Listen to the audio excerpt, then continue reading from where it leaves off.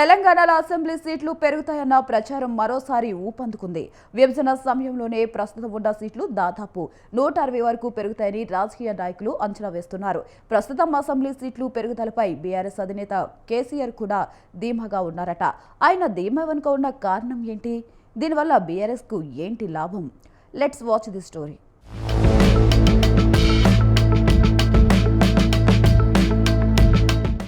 తెలంగాణలో అసెంబ్లీ నియోజకవర్గాలు త్వరలోనే పెరుగుతాయా?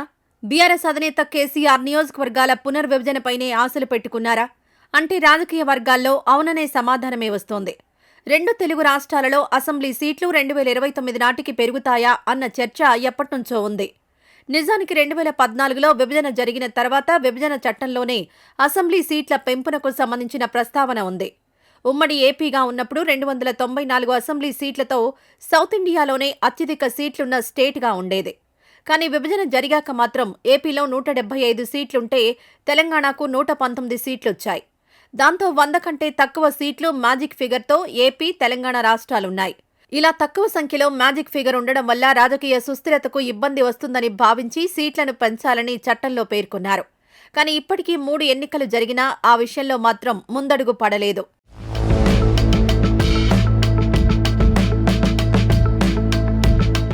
2029లో ఖచ్చితంగా అసెంబ్లీ సీట్లు పెరగడం ఖాయమని 2 తెలుగు రాష్ట్రాలలో రాజకీయ పార్టీలు గట్టి నమ్మకంతో ఉన్నాయి. దేశవ్యాప్తంగా 2 విడతలుగా జనగణన ఈ ఏడాది మొదట్లో మొదలవుతుంది. అది 2027 ఆరంభం వరకు కొనసాగుతుందని తెలిసింది. జనగణనతో పాటు కులగణన కూడా పూర్తయిన తర్వాత జనాభా ఆధారంగా దేశవ్యాప్తంగా నియోజకవర్గాల పునర్విభజన జరగనుందని తెలుస్తోంది. ప్రస్తుతం లోక్సభలో 543 ఉన్న ఎంపీల సంఖ్య 750కి పెరుగుతుందనే టాక్ ఉంది. ఈ క్రమంలోనే తెలుగు రాష్ట్రాల్లో పార్లమెంట్ సీట్లతో పాటు వాటికి అనుగుణంగా అసెంబ్లీ సీట్లు కూడా పెరుగుతాయని తెలుస్తోంది. ఏపీలో ప్రస్తుతం ఉన్న 175 సీట్లు 225 నుంచి 230 వరకు పెరిగే అవకాశం ఉంది. అలాగే తెలంగాణలో ఉన్న 119 సీట్లు 155 నుంచి 160 వరకు పెరుగుతాయనే అంచనా ఉంది.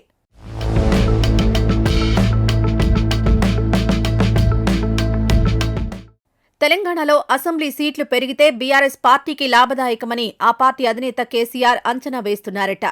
ఈ విషయంలో కేసీఆర్ ధీమాగా ఉన్నారని తెలుస్తోంది. తన దగ్గరకు వస్తున్న బీఆర్ఎస్ నాయకులను ఉద్దేశించి ఈసారి పోటీకి రెడీగా ఉండమని చెబుతున్నారని ప్రచారం సాగుతుంది. గతంలో వివిధ కారణాల వల్ల సీటు ఇవ్వలేకపోయిన వారికి, అలాగే బలమైన నేతలకు ఆయన పిలిచి మరీ అంతా సిద్ధం చేసుకోండి, ఇప్పటినుంచే జనాల్లో ఉండండని చెబుతున్నారని టాక్ నడుస్తుంది.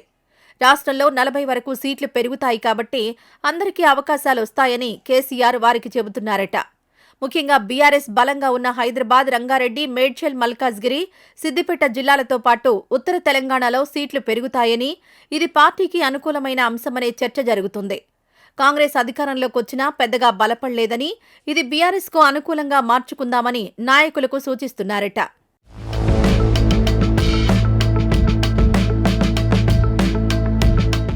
కేసీఆర్ అంటే రాజకీయ వ్యూహకర్తగా అంతా చెబుతారు. అలాగే ఆయనకు జాతీయ స్థాయిలో కూడా ఎక్కువగా పరిచయాలున్నాయి. కేంద్ర మంత్రిగా పనిచేశారు. దాదాపుగా 10 ఏళ్ల పాటు ఎంపీగా కూడా ఉన్నారు. దాంతో ఆయనకు వివిధ రాజకీయ పార్టీల నేతలతో మంచి రిలేషన్స్ ఉన్నాయి. అందుకే సీట్లు ఎన్ని పెరుగుతాయి, ఎక్కడ పెరిగే అవకాశం ఉందో కేసీఆర్ వద్ద ఖచ్చితమైన సమాచారం ఉందని పార్టీ నేతలు అంటున్నారు.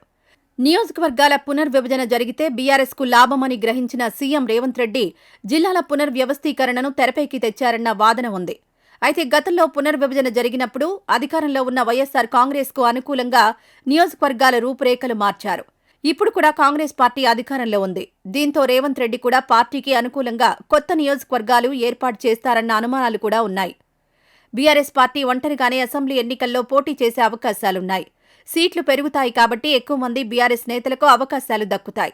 జనంలో పలుకుబడి ఉంటే చాలు, తమకు తప్పకుండా ఛాన్స్ దక్కుతుంది అని గులాబీ నేతలు ఆశలు పెట్టుకున్నారు. ఇప్పటికే కేసీఆర్ నుంచి కూడా సంకేతాలు అందడంతో ఎమ్మెల్యేలు కావాలని కలలు కంటున్న అనేక మంది నేతల్లో కొత్త ఉత్సాహం కనపడుతుంది.